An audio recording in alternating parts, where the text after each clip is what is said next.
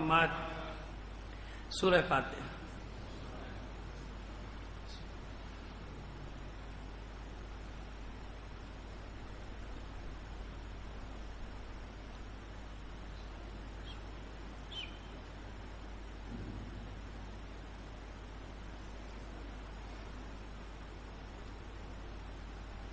اعوذ باللہ من الشیطان الرجیم. بسم اللہ الرحمن الرحیم.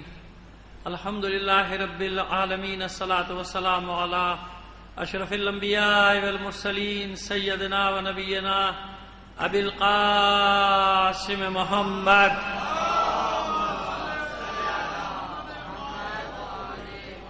وآلہ الطیبین الطاہرین المعصومین ولعنۃ اللہ علی اعدائہم اجمعین من الآن الی قیام یوم الدین. اما بعد فقد قال اللہ تعالی فی کتابہ المبین وہو اصدق القائلین وقولہ الحق.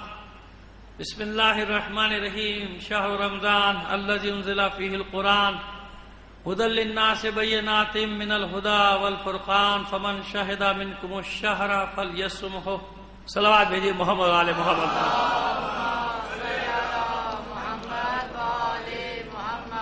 آپ سے درخواست کروں گا مرحوم سید عاشق حسین نقوی، مرحوم غلام شبیر، مرحومہ نواب بی بی، سیدہ نواب بی بی، مرحومہ سیدہ غلام فاطمہ، مرحومہ سیدہ تسلیم فاطمہ اور اس خاندان کے تمام مرحومین اور تمام شہداء کو شامل کر کے ایک سورہ فاتحہ پڑھ کر بخش دیجیے گا. بسم اللہ.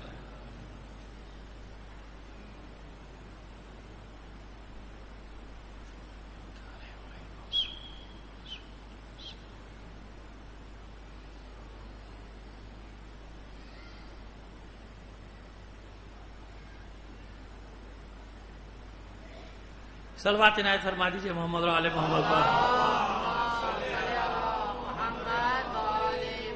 ایک بار اور اس سے بہتر انداز میں صلوات بھیج دیجیے گا.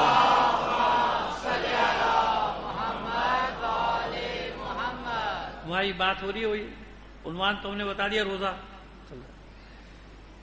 آج تھوڑا سا بات کو آگے بڑھائیں گے، روزے کی اقسام پہ بھی بات کریں گے، ذرا عام ڈگر سے ہٹ کے بات کریں گے. روزے کی اقسام تو ظاہر بیان کی جاتی ہیں، تھوڑا سا الگ ہٹ کے بیان کریں گے گفتگو کو کہ کچھ بچوں کی معلومات میں اضافہ ہو جائے.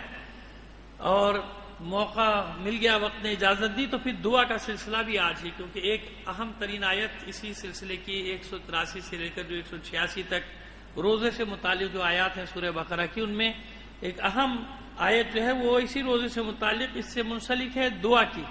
وَإِذَا سَأَلَكَ عِبَادِي عَنِّي فَإِنِّي قَرِيبٌ أُجِيبُ دَعْوَةَ الدَّاعِ إِذَا دَعَانِ فَلْيَسْتَجِيبُوا لِي وَلْيُؤْمِنُوا بِي لَعَلَّهُمْ يَرْشُدُونَ. یہ بھی اسی سلسلے کی آیت ہے، لیکن وہاں تک بات پہنچے گی تو انشاءاللہ. ابھی تو پہلے بات جو ہم نے جس کا شروع میں ذکر کیا وہاں سے بات کا آغاز کریں کہ روزے کی عام طور پر جو اقسام کی جاتی ہیں وہ 3 کی جاتی ہیں.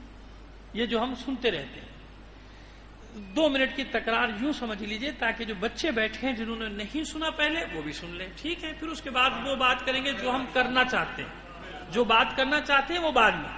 ابھی تو 3 قسمیں آسان سی بتا دیں کہ پہلا روزہ وہ ہے کہ جناب وہ سحر سے لے کے یعنی طلوع وہ صبح صادق سے پہلے احتیاطاً ختم کر دیا جائے، جس کو آپ اذان کا وقت کہتے ہیں. یعنی طلوع صبح صادق سے 2-4 منٹ پہلے احتیاطاً آپ نے کھانا پینا بند کر دیا. اور کب تک؟ غروب آفتاب تک. غروب آفتاب سے مراد وہ شرعی غروب جو ہمارے جس کو 10-12 منٹ بعد ہم کہتے ہیں وہ مغرب تک جو بھی وقت ہے. ٹھیک ہے، اس کو وَأَتِمُّوا الصِّيَامَ إِلَى اللَّيْلِ وہ جو آیت ہے قرآن کی، جب رات کا آغاز ہو تو روزے کو ختم کرو.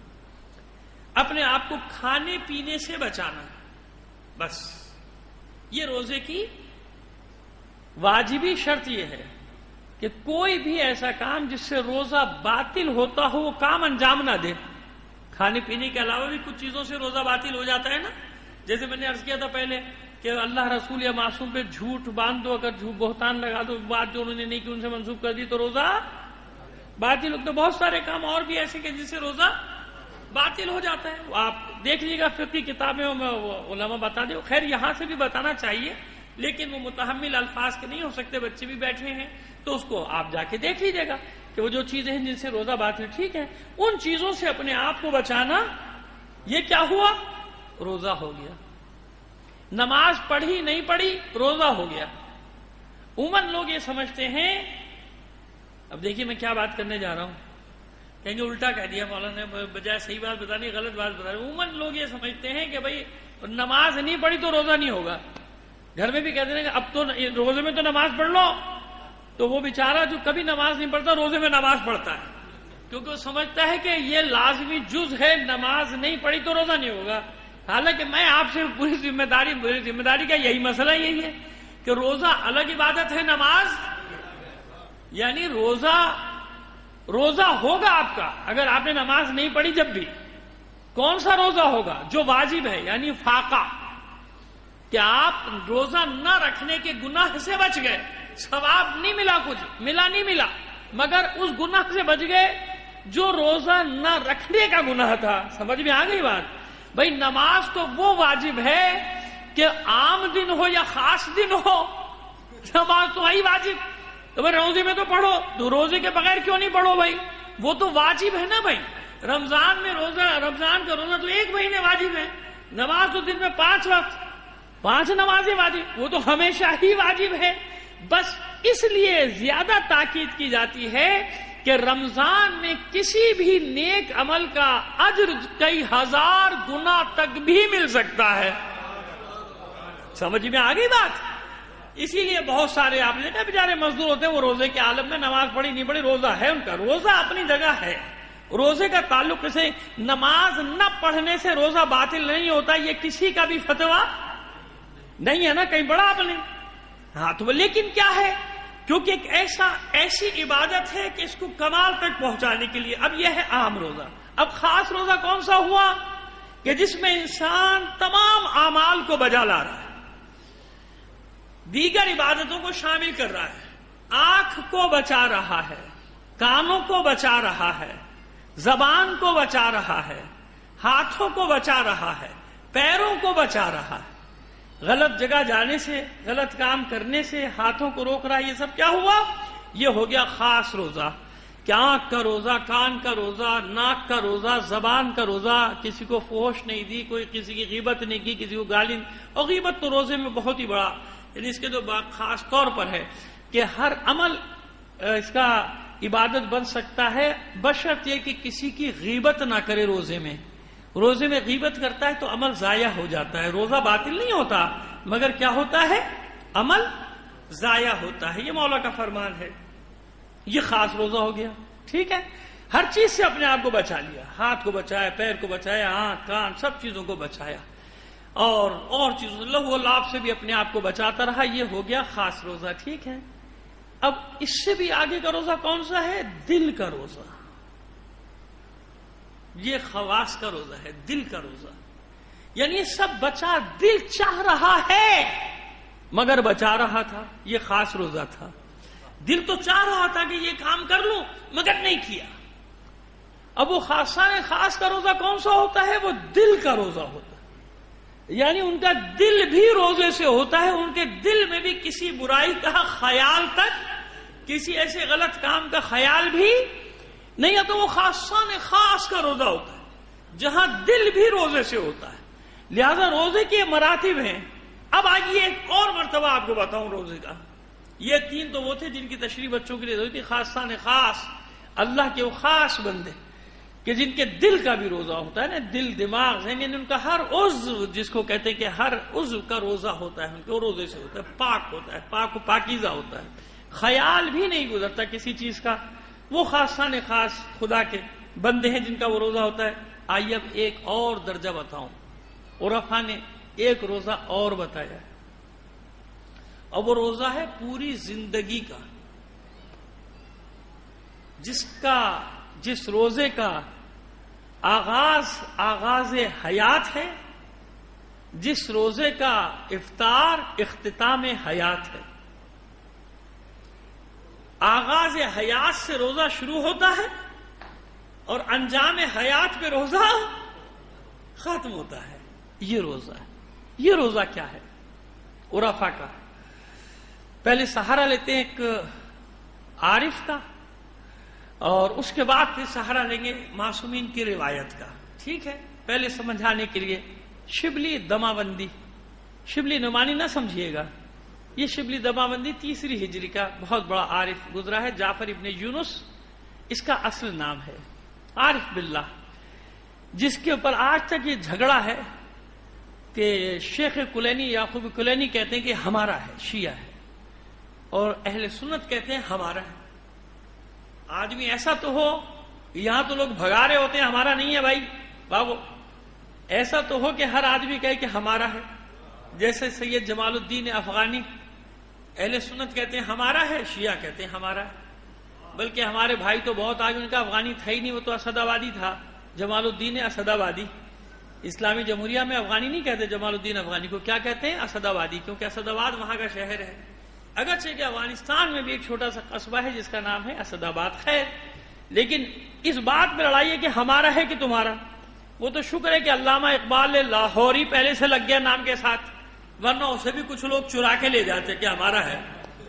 ہاں، جیسے صاحب ابقات الانوار سید حامد، میر حامد علی، جنہوں نے ابقات الانوار لکھی ہے، تو وہاں میں نے کتاب لکھا ہے سید حامد نیشا پوری۔ ارے بھائی، یہ نیشا پوری کہاں سے معلوم ہوا؟ بھائی نہیں، ان کے 11ویں پشت میں نیشا پور سے گئے تھے، لہذا ہمارے ہیں۔ تو میں نے کہا پھر ہمیں کیوں نہیں مان رہے ہو؟ ہمارے جد بھی تو نیشا پور سے گئے تھے بھائی، ہمیں بھی مان لو۔ صلوات بھیجیے محمد آل محمد پر۔ ارے بھائی، جتنے بھی سادات ہیں سب کے جد وہیں سے آئے، ہم بھی سبزوار سے آئے، تو ہمیں بھی مان لو سبزواری، ہمیں نہیں مان رہے ہو، ہمارے اجداد کو مان رہے ہو کیونکہ انہوں نے بڑی بڑی کتابیں لکھ دی۔ صلوات بھیجیے محمد آل محمد پر۔ خیر، یہ تو ایک دیکھیے، میں تعریفاً کہہ رہا ہوں کہ انسان ایسا تو ہو نا کہ لو ہر طبقہ چاہے کہ ہم میں سے ہو۔ تو شبلی دماوندی ایک ایسا ہی عارف باللہ شخص ہے کہ جس کے لیے یہ رسہ کشی آج تک جاری ہے، ہمارا ہے کہ تمہارا، وہ کہتے ہیں ہمارا، وہ کہتے ہیں ہمارا، شیعہ کہتے ہیں کہ ہمارا۔ تو شبلی دماوندی اس کا شاگرد ایک آیا رمضان میں اس کے پاس، تو شبلی دماوندی نے اس سے پوچھا کہ روزے سے ہے؟ کہاں روزہ ہے؟ کتنے دن کا روزہ رکھا؟ اپنے شاگرد سے پوچھا شبلی نے، کتنے دن کا روزہ رکھا؟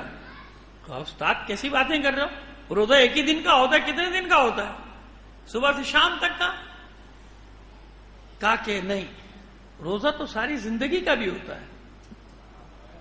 کہتا استاد وہ کیسے ہو سکتا؟ وہ روزے کا وقت تو یہی ہے۔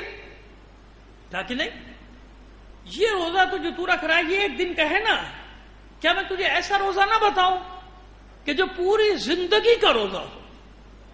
کہ پوری زندگی کا روزہ کیسے ہو سکتا ہے؟ مطلب 70 سال کسی کی زندگی، تو ایک کیسے 70 سال کا روزہ ہوگا؟ کیسے 80 سال کا روزہ ہوگا بھائی؟ یہ وہ کسی نام نہاد کا وضو تھوڑی ہے جو 40 سال تک ٹوٹے ہی نہیں۔ ہاں ایسے ہی ہے نا بھائی، ایسا تھوڑی وہ 40 سال تک وضو ہی نہیں ٹوٹا بھائی۔ عجیب کہانیاں بنا رکھی ہیں، عجیب کہانیاں، کیسے خود سوچتے بھی نہیں کہ کہہ کیا رہے ہیں کہ بولا صاحب کا 40 سال تک وضو نہیں ٹوٹا۔ اب آپ سوچی کہ اس 40 سال کے وضو نہ ٹوٹنے میں کتنے قسم کے مسئلے پیدا ہو گئے۔ صلوات بھیجیے محمد آل محمد پر۔ جی، اس کو سوچنے میں ہی مزہ ہے۔ میں اگر اس کی تشریح کر دوں تو مزہ ختم ہو جائے گا نا۔ اس کو سوچنے میں مزہ ہے کہ بس آدمی سوچے کہ کیا کہہ رہے بھائی۔ یہ بالکل ایسا جیسے ہمارے بھائی نے صاحبزادے کی طرح، بیٹے کی طرح، اس نے بتایا کہ صاحب وہ کسی سے سوال کیا گیا کہ تراویح کب شروع ہوئی؟ ان کا سب سے پہلے حضرت عیسیٰ نے پڑھی۔ وہ کون سی کتاب سے پڑھی؟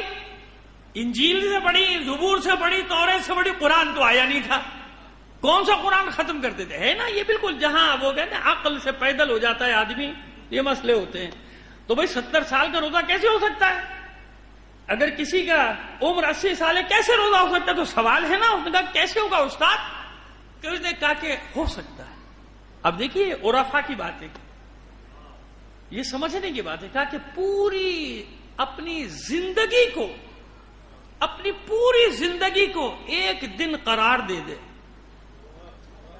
کہا استاد میں اب بھی نہیں سمجھا، اچھا یہ بتا کہ تو روزہ کیسے رکھتا ہے، کیسے چاہتا ہے کہ روزہ رکھے؟ کہا استاد میں کوشش کرتا ہوں جیسے بتایا گیا ہے کہ کھانے پینے کے علاوہ بھی آنکھ، ناک، کان، سب، زبان، ہاتھ، پیر، دل ہر چیز کو بچاؤں، گناہوں سے بچاؤں۔ کہا یہی ہے نا اچھا روزہ، کامل روزہ یہی ہے نا تیرا؟ سب کا کہا کہ ہاں استاد یہی بتائے کہ کامل روزہ یہ کہ ہر چیز کو بتا، کہا کہ بس اس پوری زندگی کو ایک دن قرار دے دے ایسا ہی، جیسے تو نے یہ روزہ رکھا ہے نا، اپنی پوری زندگی کو ایک ایسا دن بنا دے، جب ایسا دن سمجھ لے گا، ایک دن کی زندگی سمجھے گا، تو ہر وقت ان تمام چیزوں سے پرہیز کرے گا جن سے خدا ناراض ہوتا ہے۔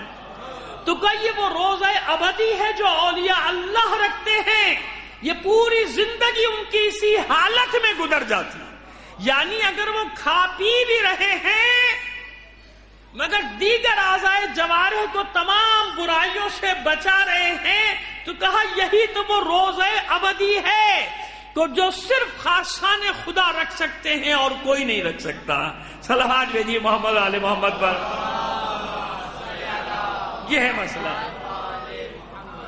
کہ یہ ہے وہ روزہ ابدی، یعنی بتایا جا رہا ہے روزے کے ذریعے سے کہ ایک دن تم نے کیسے بچایا، اپنے نفس کو بچایا نا، تو پریکٹس کرائی جا رہی ہے نا، تمہیں مشق کرائی جا رہی ہے 1 مہینے تک، کہ 1 مہینے میں سمجھو بات کو کہ پوری زندگی اسی طرح اپنے آپ کو بچانا ہے۔ جب پوری زندگی اسی طرح بچانا ہے تو نامہ اعمال میں 30 روزے نہیں ہوں گے، پوری زندگی روزے سے لکھی جائے گی، اور جب پوری زندگی روزے سے لکھی جائے گی تب آئیے اب روایت کی طرف آتا ہوں، اب تیار ہو جائیے آپ ایک مطلب سننے کے لیے، اور اللہ توفیق دے کہ وہ مطلب آپ تک پہنچا دوں۔ ایک مشترکہ حدیث ہے، اب بتانا چاہ رہا ہوں پوری زندگی کے روزے کا نتیجہ کیا ہے، انجام کیا ہے، ملتا کیا ہے، دونوں طرف ہے یہ حدیث جو میں پڑھ لے رہا ہوں آپ کے سامنے، وہاں بھی ہے ہماری بھی۔ حضور نے فرمایا، چلو پانی بھی پلا دو،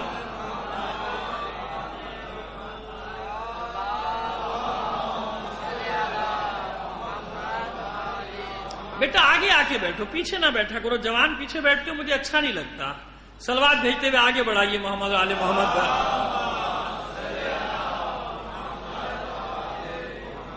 صوموا لرؤیتہ وافطروا لرؤیتہ،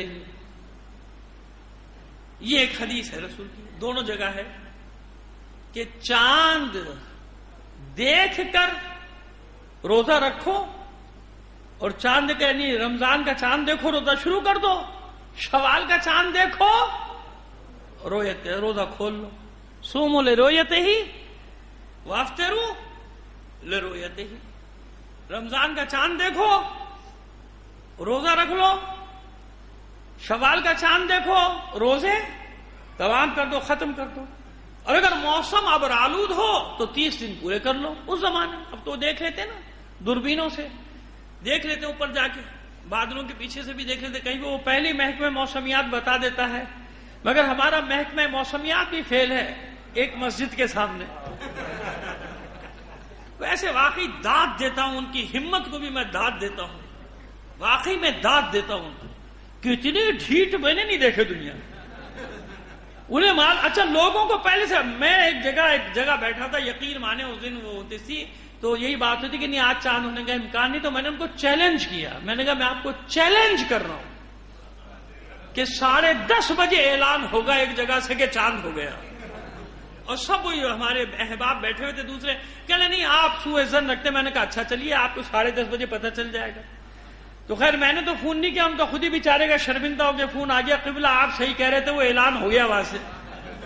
میں نے کہا بھی نظر آ جائے۔ اب دیکھیے میں آپ کو فقہی مسئلہ بتاؤں، ان کا بھی آپ کو اس لیے دے رہا ہوں کہ اگر کوئی آپ کے سامنے یہ بات کرے آپ جواب دے سکیں، فقہی مسئلہ بتا رہا ہوں، ان کے حساب سے بھی، ہمارا نہیں ان کا۔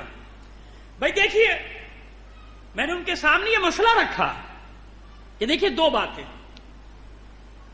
ہوتا یہ نا کہ جب وہاں آل سعود کا چاند نکلے گا تو ان کا چاند نکلے گا، ایسے ہی ہے نا، اس لیے انتظار کرتے ہیں یہاں کا کچھ بھی اعلان ہو، وہاں کیا اعلان ہوا ہے وہ دیکھنا ہے، ٹھیک ہے۔ لیکن کہتے کیا ہے کہ گواہیاں مل گئیں، یہی ہے نا، تو 2 گواہیاں فلاں جگہ 4 سدہ سواری مردان پہاڑی، جہاں پہاڑ نہیں ہے وہاں بھی پہاڑیوں پہ چاند نظر آ جاتا ہے، کچھ میدانی علاقے میں بھی پہاڑ نکال لیتے ہیں۔ ایک تو یہ بات، ایک تو یہ راز آپ تک سمجھ میں نہیں آیا کہ کبھی میرے ٹھٹا میں نظر آ جائے بھائی، کبھی سجاول میں نظر آ جائے ہمارے یہاں، کبھی بدین میں بھی نظر آ جائے، نہیں، نظر وہیں آئے گا. جو دوسرا چاند نظر آئے گا وہ وہیں نظر آئے گا اور کہیں نہیں نظر آئے گا. اسی جگہ جہاں آپ کی پہنچ نہ ہو، جہاں آپ کی پہنچ نہ، وہیں پہ کوئی سی نے بھی فون کرا دیا، ہاں بھائی گواہیاں مل گئی، چاند ہو گیا، جاؤ 2 گواہیاں چاہیے ہمیں، تو 15 مل گئی. ٹھیک ہے، اچھا بھائی، اب ان کے فیور میں بیٹھ گئے کچھ دانشور کے، نہیں بالکل پورے عالم اسلام کی ایک عید ہونا چاہیے، ایک رمضان ہونا چاہیے، یہ ہونا چاہیے، وہ ہونا چاہیے. اور کیونکہ وہ مرکز ہے، جب سعودی عرب میں چاند ہو جائے تو آپ کو بھی روزہ رکھ لینا چاہیے. ٹھیک ہے، مان لیا. اب اس پر ٹکے رہیے، اور پھر اعلان کر دیجئے. اس میں ڈر اور خوف کی کون سی بات ہے؟ ہمارے فاطمی بھائی جو ہیں، بوہری برادران، وہ ان کا ایک دن پہلے رمضان شروع ہوتا ہے، وہ عید بھی ہو جاتی ہے. آج تک کوئی جھگڑا ہوا آپ کو پتا بھی نہیں اکثر کو، کیوں کہ وہ جھگڑا کرتے ہی نہیں کسی سے. وہ اپنی فقہ کے حساب سے، میں کوئی ان کی برائی تھوڑی کر رہا ہوں، میں تو مسئلہ بتا رہا ہوں کہ وہ اپنی فقہ کے حساب سے روزہ رکھتے ہیں خاموشی سے. عید بھی ایک دن پہلے ہو جاتی ہے ان کی، لیکن معاشرے میں فساد سے بچنے کے لیے دوسرے دن سب کے ساتھ مل کے عید مناتے ہیں.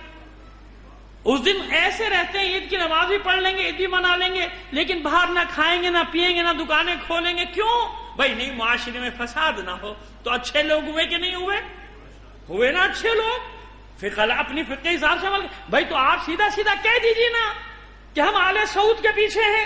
جب ان کا چاند ہوگا ہمارا بھی چاند ہوگا، جب ان کا چاند غروب ہوگا انشاءاللہ تمہارا بھی غروب ہو جائے گا.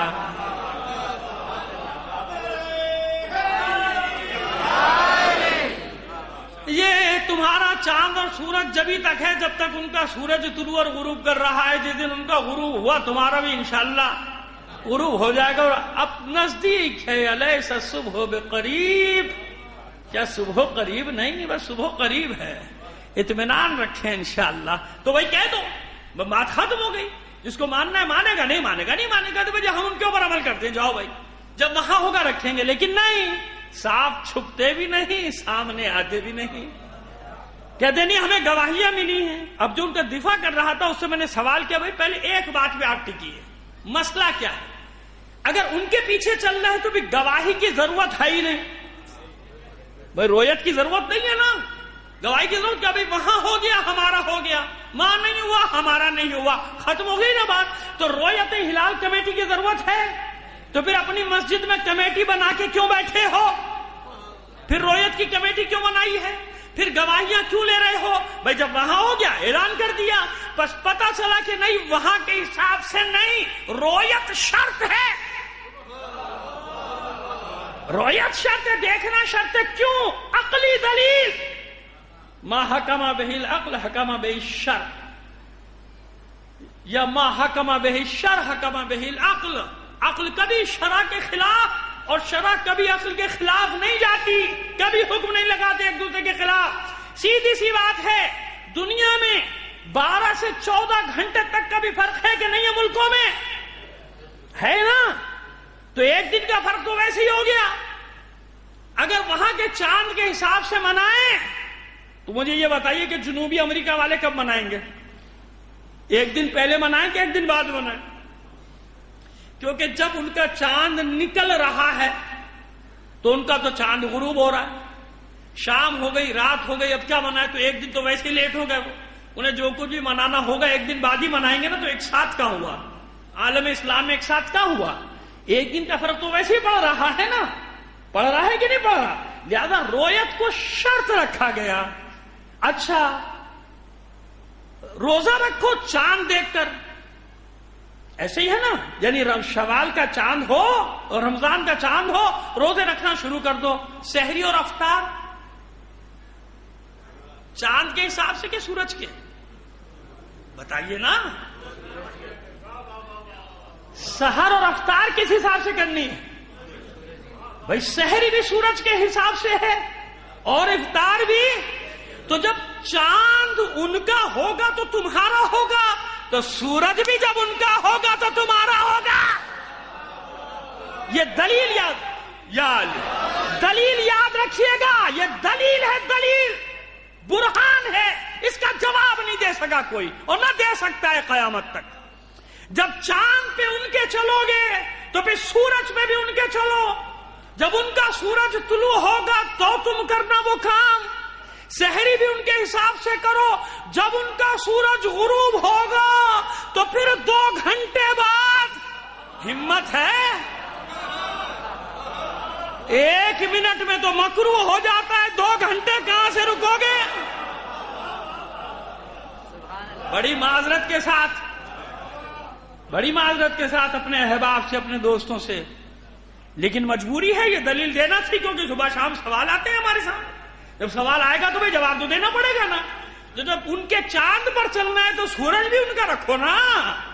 پھر جب وہ ظہر پڑھیں، جب ظہر پڑھو، جب فجر پڑھیں، جب ان کی فجر ہوگی تو تمہارا سورج تو چاشت اور اشراق اور پتہ نہیں کہاں کہاں کی منزلوں پہ ہوگا. وہاں پڑھو پھر فجر، اور پھر مغرب کب پڑھو گے، پھر عشاء کب پڑھو گے، پھر سب ان کے حساب سے کرو نا بھائی. جب چاند ان کا تو پھر سورج بھی ان کا. عربوں کا چاند کہیں نہیں کہا گیا. یہ نہیں کہا گیا کہ عربوں کا چاند دیکھ کر، نہیں، لرؤیتی، جہاں نظر آ جائے، جہاں نظر آئے. اسی لیے امریکہ والوں کے لیے اپنی رؤیت ہے، یورپ والوں کے لیے اپنی رؤیت ہے، افریقہ والوں کے لیے اپنی رؤیت ہے، اور فار ایسٹ کے جو ممالک ہیں ان کے لیے اپنی رؤیت ہے.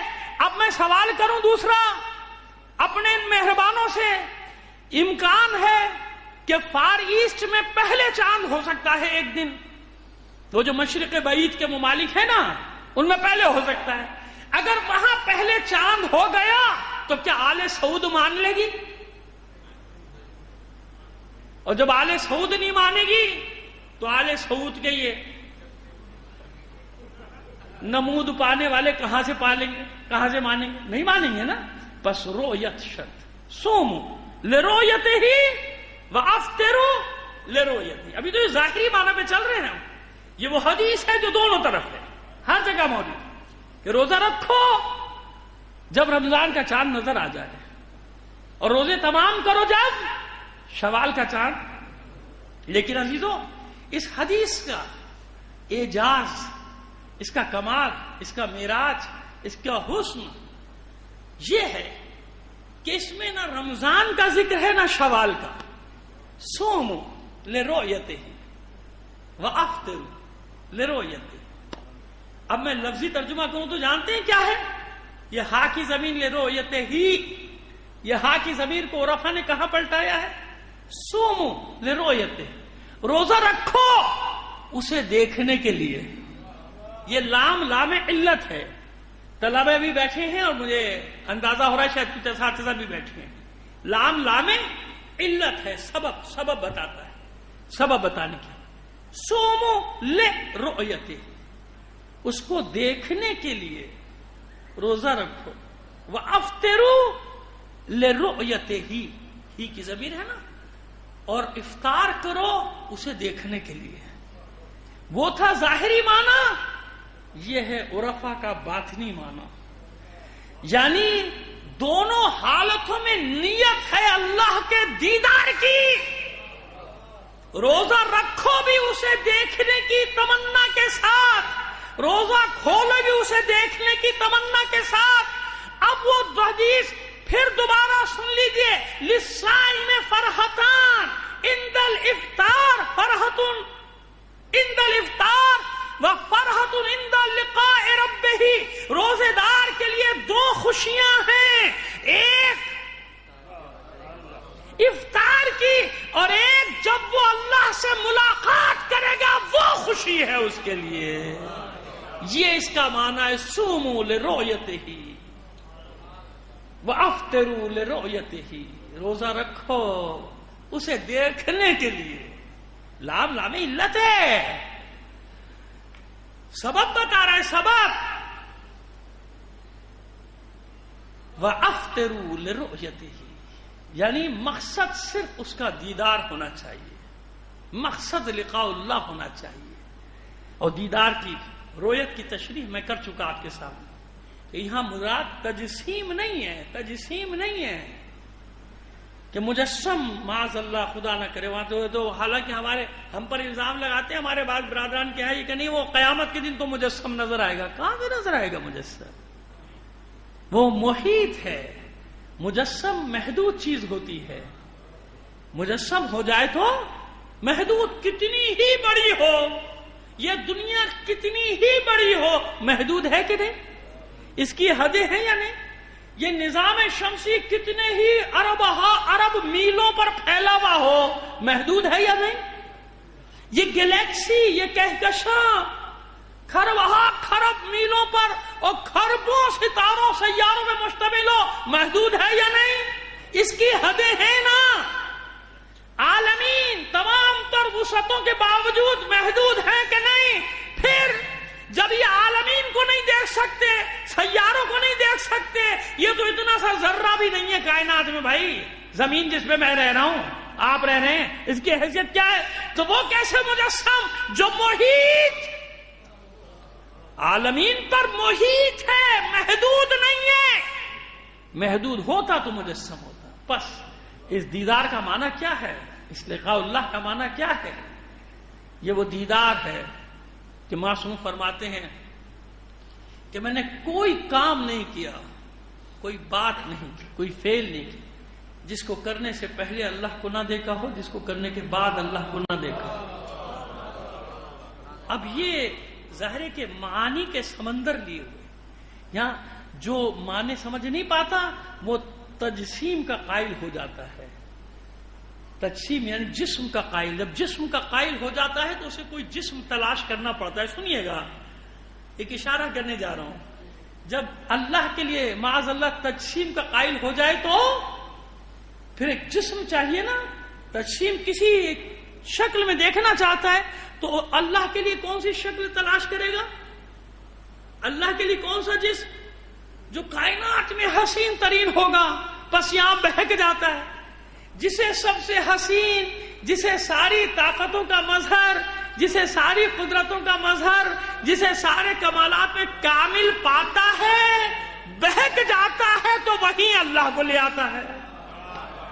کیونکہ جب تجسیم کا قائل ہو جائے گا تو کوئی جسم تو پھر چاہیے نا جہاں. بس اسی سے بچنا ہے، اسی سے تو بچنا ہے، تجسیم نہیں. کیوں؟ تجسیم جہاں جسم و جسمانیات آ جائے وہاں محدودیت. محدود ہے نا جسم، ایک طرف ہے تو ایک طرف نہیں ہے. کتنا بڑا ہوگا، کتنا ہی عالم. آپ دیکھ رہے ہیں نا گلیکسی کو، آسمان کو دیکھ رہے ہیں، جو جہاں تک آپ کی نگاہ جا سکتی ہے. اس کے باوجود کتنی پوشیدہ ہیں چیزیں، کروڑوں اربوں خربوں چیزیں آپ کی نگاہوں میں کہاں رہی، پوشیدہ ہیں کہ نہیں ہے؟ تو اللہ کون ہے؟ محیط. ہر شے کا جو احاطہ کیے ہوئے ہے وہ آپ کی نظروں میں کہاں سما سکتا ہے؟ اسی لیے تو کہا کہ مجھے آنکھوں سے تلاش نہ کرو، مجھے دل میں تلاش کرو. اللہ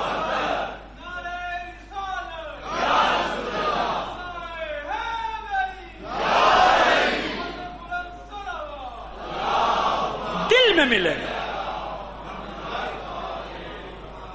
اقرب الیکم من حبل الورید، تمہاری شہرت سے زیادہ قریب ہوں. کہاں ڈھونڈ رہے ہو؟ شہرت سے زیادہ قریب، تمہارے دل میں ہوں، تمہارے وجود میں ہوں. اور یہی اپنے وجود میں منصور حلاج نے کچھ پایا تھا تو چلا اٹھا تھا انا الحق، میں ہی حق ہوں. اور اس زمانے کے ملاؤں نے اس کے ٹکڑے ٹکڑے کروا دیے تھے، پھانسی پہ چڑھوا دیا تھا نا. اور یہی خمینی ابو شکن نے بات کہی تھی. ایک صلوات بھیجیے محمد آل محمد.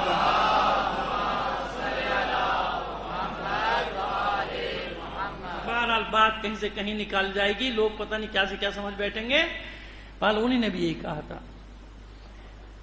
کوش ان الحق بے زدم فارغ از غم شدم و کوش ان الحق بے زدم مثل منصور خریدار سردار شدم. ہر غم سے بے غم ہو گیا ہوں، فارغ ہو گیا ہوں، اور ان الحق کا نعرہ میں نے لگا دیا ہے، اور منصور کی طرح اپنی پھانسی کا طلبگار ہو گیا ہوں. مثل منصور خریدار سردار شدم، میں نے اپنی پھانسی کو خریدنے کے لیے تیار ہو. یعنی یہ عارفوں کا کلام ہے، عرفا کا کلام ہے. یعنی جو میں دیکھ رہا ہوں وہ تم دیکھ نہیں سکتے. یہ غلاموں کا حال ہے تو بتائیے آقا کا کیا حال ہوگا؟ غلام ہے، غلام، کسی شک میں نہ پڑیے گا۔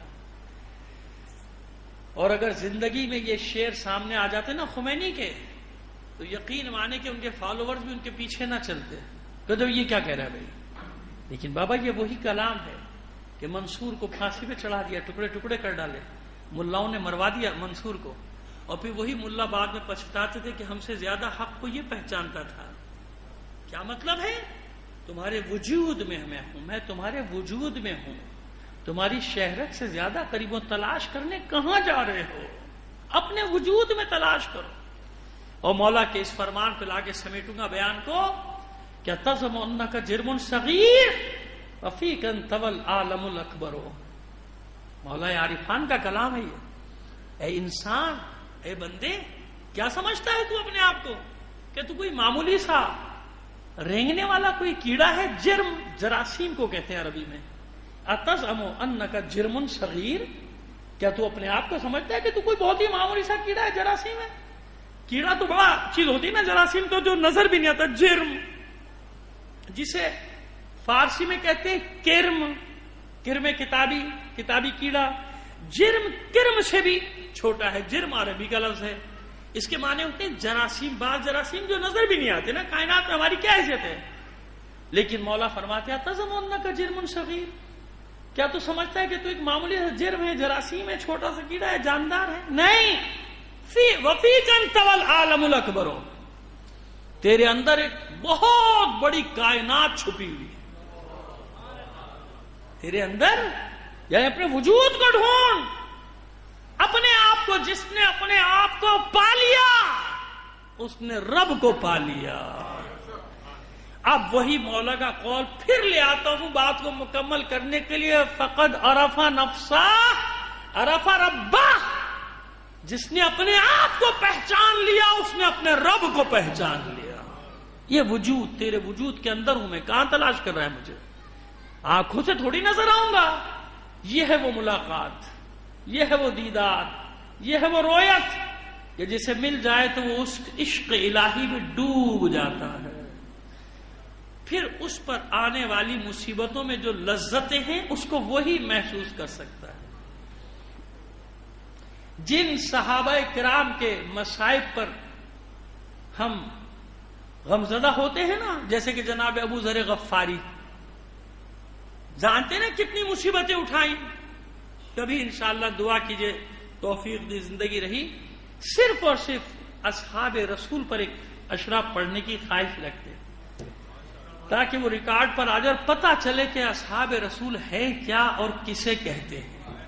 ہماری مشکل یہ ہو گئی ہے کہ ہمارے پڑھنے والوں نے نادانستہ طور پہ خود بھی تقسیم کر دی۔ تقسیم کی کیسی بات ہے؟ تقسیم نہ کرو، تقسیم کرنے والی بات نہیں ہے، جواب وہی مل جاتا ہے۔ ایک حدیث بتاتا ہوں پھر وہ مطلب بیان کروں گا آپ کو، جناب ابو ذر کا اچانک پر ذہن میں آ گئی بات، سلمان منا اہل البیت۔ یہ حدیث یہ نہ سمجھے گا کہ آپ کے یہاں ہے، یہ حدیث بھی جتنی بھی پڑھ رہا ہوں نا ابھی تک حدیثیں، یہ سب مشترک ہیں، کوئی جھگڑے والی بات ہی نہیں ہے۔ یہ وہاں بھی ہے سلمان منا اہل البیت، بہت سارے آپ نے اس کے معنی سنے ہوں گے، ایک معنی اس طالب علم سے اور سنتے چلے جائیے۔ سلمان منا اہل البیت، سلمان ہم اہل بیت میں سے، ایسے ہی ہے نا، سلمان ہم اہل بیت میں سے۔ اس حدیث کو ہمارے برادران بھی مانتے ہیں۔ تو میں نے ان سے کہا آپ نے جھگڑا تو خود ہی ختم کر دیا، آپ نے جھگڑا تو خود ہی ختم کر دیا کہ حدیث بیان کر کے ہم پلہ بتاتے نا کہ بس صاحب اہل بیت کوئی فرق نہیں، کوئی جب کوئی فرق نہیں تو بھائی رسول نے یہ کب کہا کہ اہل بیت میرے اصحاب کی طرح ہیں؟ بھائی آپ خود فرما رہے ہیں کہ ایک صحابی کے لیے کہا رسول نے کہ صحابی میرے اہل بیت میں سے ہے، یعنی اہل بیت کا وہ مقام ہے کہ تمام صحابہ بھی نہیں، ان میں بھی کوئی ایک اس قابل تھا کہ جسے اللہ کے رسول نے اہل بیت میں شامل ہونے کا مژدہ سنایا۔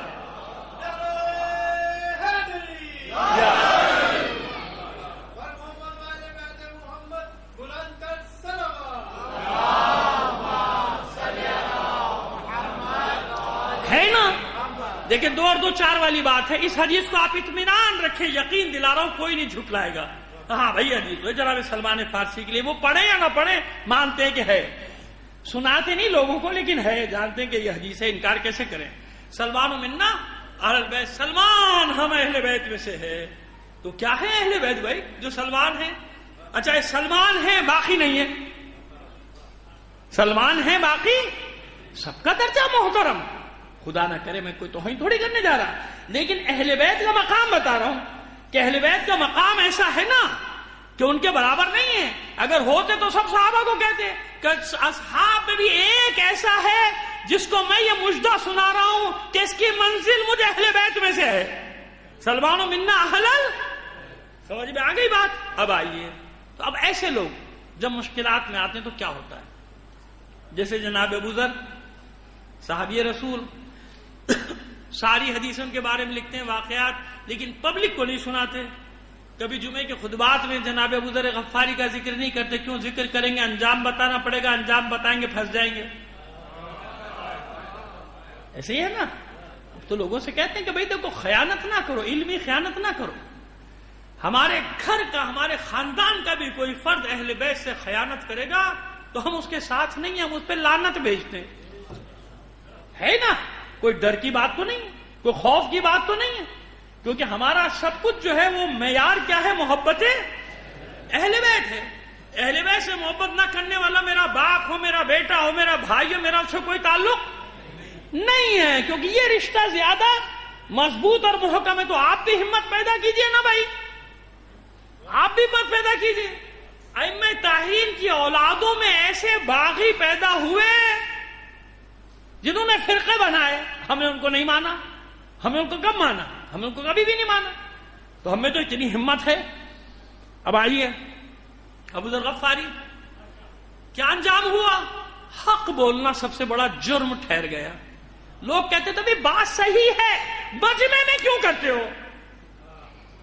جیسے ہم سے لوگ کہتے ہیں کہ بھائی فتویٰ صحیح ہے مگر آپ پبلک میں کیوں بیان کر رہے ہیں؟ ارے تو بھیا فتویٰ دیا ہی کیوں ہے؟ پبلک کو بتانے کے لیے تو دیا ہے. یہی تو آپ کی غلطیاں ہے. یہ غلطی کیوں کر رہے؟ ہے اچھی بات, لوگوں کے سامنے نہ کریں, لوگ بگڑ جاتے ہیں, لوگ ناراض ہو جاتے ہیں. ارے ہو جائے ناراض.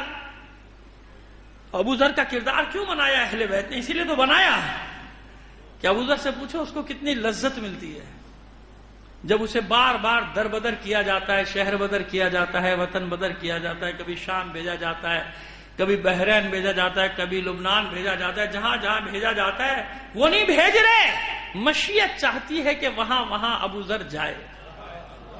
وہ تو سزا کے طور پہ بھیج رہے ہیں, سزا کے طور پہ بھیج رہے ہیں. وہ وہاں جا کے محبت علی کے سبززار لگا رہا ہے, گلشن بنا رہا ہے, باغ بنا رہا ہے. یہاں تک کہ امیر شام کو خط لکھنا پڑا واپس بلا لے ورنہ شام گیا ہاتھ سے. آپ کیا سمجھ رہے ہیں؟ وہ بنی امیہ کا پایہ تخت دمشق, اگر آج ان کا نام و نشان مٹ گیا تو کمالات کس کے ہیں؟ تاریخ میں تو جائیے.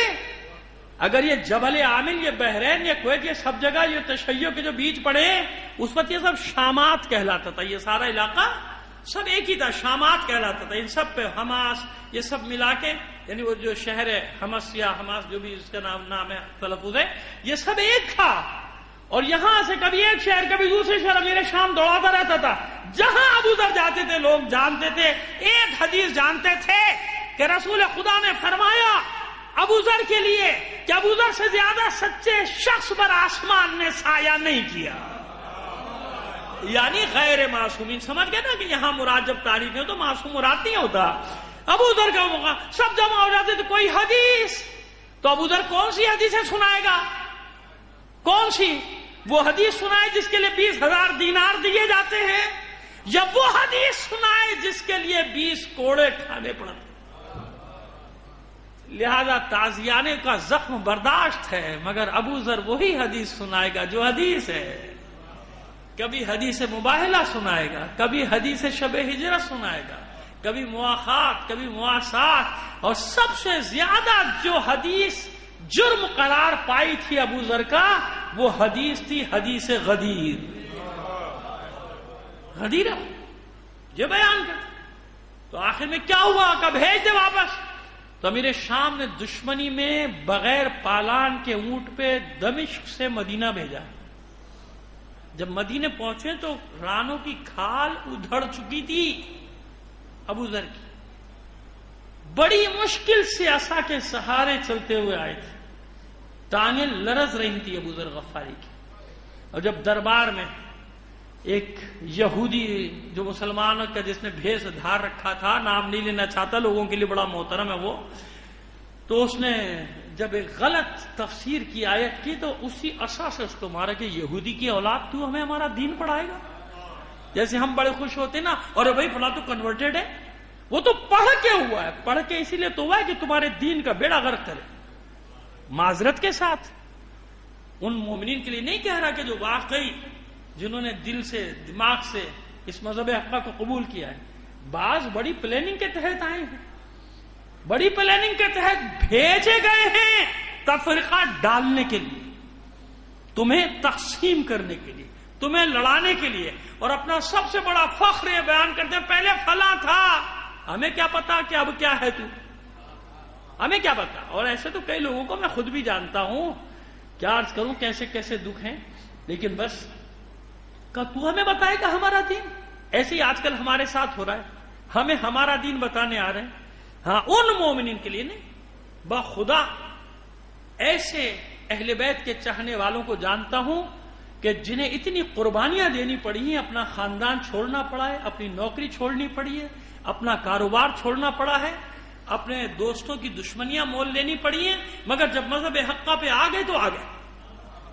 ان کی بات میں نہیں کر رہا کہ خدا نہ کرے آپ یہ سمجھیں کہ میں ان سب کو نہیں ہے، میں وہ خاص ایجنٹوں کا ایک طبقہ بھیجا گیا ہے، سمجھ گئے، خاص. جیسے لارنس صاف عربیہ کون تھا؟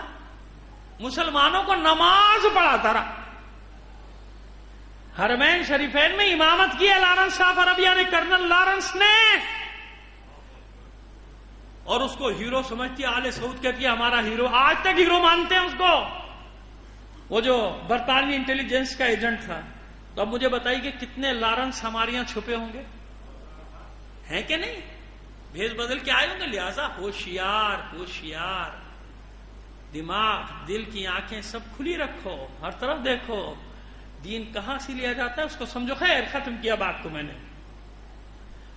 جناب ابو ذر غفاری کو ربضہ صحرا، جہاں کی یادیں بڑی تلخ تھیں جناب ابو ذر کے لیے، نہیں جاتے تھے وہاں، وہیں بھیجا گیا کہ وہاں آخری دن گزارو. اب دو مختلف روایتیں ہیں، ایک میں بیٹی ساتھ ہے، ایک میں زوجہ. کہیں لکھا کہ بیوی ساتھ ہے، ممکن ہے کہ دونوں ساتھ ہوں، لیکن بہرحال یہ دونوں الگ الگ روایتیں ہیں. میں نے جو دیکھا جو پڑھا اس میں زوجہ کا ذکر تھا کہ رو رہی ہے بیوی، زوجہ رو رہی ہے، یا چلیے آپ بیٹی سمجھ کہ بیٹی یا دونوں رو رہی ہے. ابو ذر نے آنکھیں کھولی، کیوں رو کیوں رہے؟ کہا کہ رسول کا صحابی اس عالم میں صحرا میں پڑا ہے، کوئی خبر لینے والا نہیں ہے، یہ کیسے لوگ ہیں، کیسے مسلمان ہیں، کیسا زمانہ آ گیا. ابو ذر مسکرائے، کہا تجھے نہیں معلوم اس کے بدلے میں اللہ نے کیسی نعمتیں رکھی، لذت، تکلیفوں میں لذت محسوس کر رہے ہیں. ابو ذر تسلی دی کہ دیکھو میں مرنے والا ہوں، میرا دم نکلنے والا ہے. کہا میں کیسے دفناؤں گی تجھے؟ کہا اطمینان رکھو، میرے مولا نے مجھے خبر دی ہے کہ اللہ کے نیک ترین بندے مجھے آ کر دفنائیں گے، مت ڈرو. میرے مولا نے خبر دے دی ہے، مجھے دفنایا جاؤں گا، اور نیک بندے، اللہ کے نیک بندے. اور وہی ہوا. کچھ دیر میں اس دھوپ، تپش، گرمی، صحرا میں جناب ابو ذر کا انتقال ہو گیا.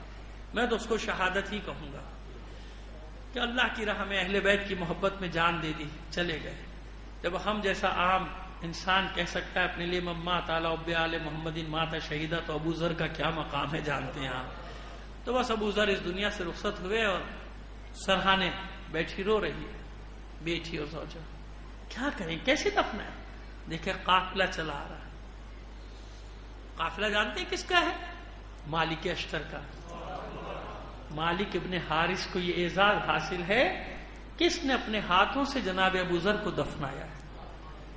وہاں پہنچے، اس بی بی نے روکا کہ صحابی رسول ابو ذر غفاری اس صحرا میں جان دے گئے. پتا چلا سب مالک اشتر کے ساتھ ہی پڑا, روئے, گریا کیا, اپنے ہاتھوں سے دفنایا. لیکن ابو ذر کو کوئی تکلیف نہیں تھی. اچھا, ریاکاری سے ہٹ کرنا ایک بات کیجئے.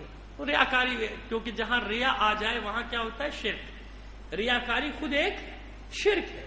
ریاکاری کا مطلب یہ ہوتا ہے کہ میں جو کام کر رہا ہوں وہ اللہ کے لیے نہیں کر رہا, لوگوں کو دکھانے کے لیے کر رہا ہوں جو بھی کر رہا ہوں.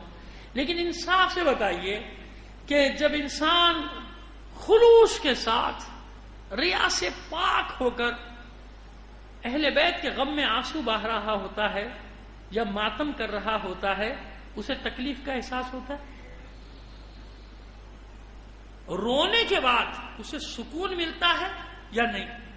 سکون ملتا ہے نا. میں رویا ہوں, اہل بیت کے غم میں رویا ہوں, میرے آنسو آنکھوں سے بہے. بس اس کو اوپر لیتے جائیے, درجہ درجہ اوپر لیتے جائیے. جتنی جتنی معرفت بڑھتی ہے نا, تکلیف راحت بنتی چلی جاتی ہے. تکلیف کیا بنتی چلی جاتی ہے؟ راحت. اسی لیے جون غلام ابو ذر, جو جناب ابو ذر کے بعد, انتقال کے بعد کس کے حصے میں آیا؟ امام سجاد کی غلامی میں آیا. جب یہ جون عاشور کے دن آیا ہے امام کی خدمت میں, 70 سال سے زیادہ کا سن ہے, بڈھے اور سیاہ فام حبشی. یہ جون جب آئے ہیں امام کی خدمت میں, اور آنے کے بعد کا مولا مجھے بھی رن میں جانے کی, میدان میں جانے کی اجازت دیں. مولا نے دعا دی اور کہا کہ جون نہیں, یہ تمہاری عمر نہیں ہے, تمہارا سن نہیں, تم نے بہت خدمت کی ہماری, جاؤ تمہیں آزاد کیا, اپنی زندگی بسر کرو, یہ تمہارا لڑنے کا سن بھی نہیں ہے. رونے لگا جون, رونے لگا, قدموں میں سر رکھ دیا اور عجیب جملہ کہا مولا سے. کہا مولا میں جانتا ہوں آپ کیوں مجھے اجازت نہیں دے رہے. بھائی عام آدمی ہے, ان پڑھ ہے, جاہل ہے. علیہ السلام تو اسے حسین نے بنایا ہے نا, ہے نا. عام آدمی, عام جاہل آدمی جیسی باتیں کرتا ہے, ان پڑھ. یہ جاہل کا لفظ معاذ اللہ میں نے محاورتن یا مجازن استعمال کیا, ورنہ کربلا میں حسین کے ساتھ جو بھی ہے وہ عارف ترین انسان ہے. اس سے بڑا عارف باللہ کون ہے؟ یہ مجازن بات کر رہا ہوں کہ ظاہری طور پہ نہ پڑھے لکھے ہیں, کوئی ایسا اسٹیٹس نہیں ہے. قدموں میں سر رکھ دیا, مولا میں جانتا ہوں آپ کیوں مجھے اجازت نہیں دے, کیونکہ میرا رنگ سیاہ ہے. ایک نفسیاتی بات کی نا, جانتا ہے کہ امام پہ میرے اس جملے کا کیا اثر ہوگا, کیا رد عمل ہوگا, کیونکہ میرا رنگ سیاہ ہے. اور آپ نہیں چاہتے کہ میرا سیاہ خون ہاشمیوں کے پاک خون میں مل جائے. مگر خدا کی قسم میں نے بھی طے کر لیا ہے کہ آج اپنا خون ہاشمیوں کے خون میں ضرور ملاؤں. عزادارو, اب مجھے بتائیے کہ آپ نے یہ جملہ کتنی مشکل سے سنا. خود امام پر کیا گزری ہوگی جب یہ جملہ کہا ہوگا جون نے. امام نے گریا شروع کر دیا, اٹھایا جون کو, سینے سے لگایا. کیا کہتا ہے جون, کیسی باتیں کرتا ہے جون, یہ تجھ سے کس نے کہا؟ اور روتے روتے کہتے ہیں جون تجھے کوئی نہیں روک سکتا, تیرا خون ہمارے خون میں ضرور ملے گا جون, تجھے یہ مرتبہ, یہ شہادت کا درجہ ضرور ملے گا جون. اور سن جون, اب تجھے بشارت دیتا ہوں جون, سن. قیامت کے دن جب اہل حشر پریشان ہوں گے, اپنی اپنی فکر لگی ہوئی ہوگی, اچانک ایک نور ساطع ہوگا, یعنی ایک نور نمودار ہوگا. اہل حشر حیران ہو کر کہیں گے کون سا نبی آ رہا ہے, کون سا پیغمبر ہے جس کا یہ نور ہے. ملائکہ ندا دیں گے یہ پیغمبر نہیں ہے, یہ نبی کا نور نہیں ہے, یہ کسی امام کا نور نہیں ہے, یہ حسین کے غلام جون کا نور ہے. اللہ تیرے چہرے کو قیامت کے دن اتنا نورانی کر دے گا کہ عرصہ حشر تیرے نور سے منور ہو جائے گا. جون جا, تجھے اجازت دیتا ہوں جون. جب میدان میں گیا کوئی اس کے مقابلے پر نہیں آتا تھا, تو جانتے ہیں دور سے پتھر مار رہے تھے, تیر مار رہے تھے, کوئی مقابلے پر نہیں آتا تھا. جون اپنے گھوڑے سے نیچے اتر آیا, خود اتار کے پھینک دیا, زرہ بھی پھینک دی. کب بزدلو, مجھے پتھر کیوں مارتے ہو دور سے؟ مجھے تیر کیوں مارتے ہو؟ قریب آؤ، لڑو مجھ سے۔ لو میں نے اپنا خود پھینک دیا، لو میں نے اپنی زرہ اتار دی۔ میں تو تمہیں یہ دکھانے آیا ہوں کہ حسین کے عشق میں جان کیسے دی جاتی ہے۔ یہ وہ منزلیں ہیں، سننا آسان ہے، عمل کے میدان میں اس طرح جانا یہ بڑا مشکل کام ہے۔ یہ انصار حسین ہی کا مرتبہ اور یہ انہی کا درجہ ہے۔ عزاداروں، اس طرح میدان میں گیا ہے جو اس طرح لڑنے کے بتا رہا ہے کہ یہ حسین کے عشق میں جو ضربیں لگ رہی ہیں، ان ضربوں کی لذت کو ہم جانتے ہیں، ہم جانتے ہیں۔ اس لیے عزاداروں، کربلا کا ہر شہید ہونے کے بعد صرف یہی پوچھتا تھا امام سے، مولا میں نے حق ادا کیا یا نہیں، حق ادا کیا یا نہیں۔ اپنی تکلیفوں کا ذکر نہیں، اپنے زخموں کا ذکر نہیں۔ ہاں، آپ کو حیرت ہوگی کہ ایک ہستی نے اپنی تکلیف کا ذکر کیا ہے کربلا میں، اور وہ ہستی کون ہے؟ عباس کے علمدار۔ یہ ہے کہ نہیں تعجب کی بات؟ عباس نے حسین سے اپنی تکلیف کا ذکر کیا اور کسی نے نہیں۔ لیکن کیوں کیا، کہاں کیا، سنیے۔ 2-4 جملے، پوری شہادت نہیں پڑھوں گا، نہ متحمل ہو سکتا اس وقت پوری شہادت پڑھنے کا۔ جب ام البنین کا بیٹا گرا ہے نا گھوڑے سے، سر کے بل گرا تھا، سر کے بل، کیونکہ ہاتھ تو قلم ہو چکے تھے، سر پہ گرز کا وار لگا تھا، آنکھ میں تیر پیوست تھا۔